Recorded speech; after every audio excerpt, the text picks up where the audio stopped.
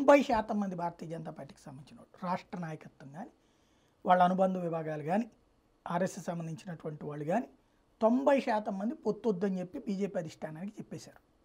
90% మంది ఇంక్లూడింగ్ వాళ్ళ పార్టీ కార్యవర్గ సమావేశంతో సహా.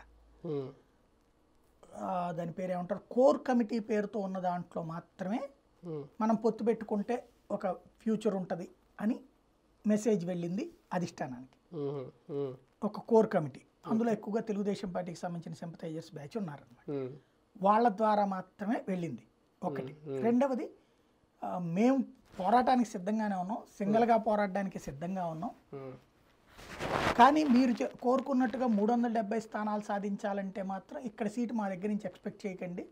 ఇవాళ అయితే మేము 3 నుంచి 5% వరకు ఓట్లు తేగలుగుతాం తప్పించి అట్లా అదే తెలుగుదేశంతో పొత్తు పెట్టుకుంటే కనుక ఓటింగ్ పర్సంటేజ్ పెరుగుతుంది, సీట్లు పెరుగుతాయి అన్నటువంటి కమ్యూనికేషన్ రాష్ట్ర నాయకత్వం అధినాయకత్వానికి ఇస్తుంది. కాబట్టి ఇప్పుడు అధినాయకత్వం తేల్చుకోవాలి, 4 సీట్లు వస్తాయి, 4 ఓట్లు పెరుగుతాయి అనినా. వాస్తవంగా ఓట్లు పెరగవు, పొత్తు వచ్చినప్పుడు ఓట్లు తగ్గుతాయి, ఇది గుర్తుపెట్టుకోవాలి ఫస్ట్. ఎందుకంటే 175 నియోజకవర్గాల్లో పోటీ చేస్తే వచ్చే ఓట్లకి 5-6 నియోజకవర్గాల్లో పోటీ చేస్తే వచ్చే ఓట్లకి తేడా లేదా? ఇప్పుడు 18% ఓట్లు 1990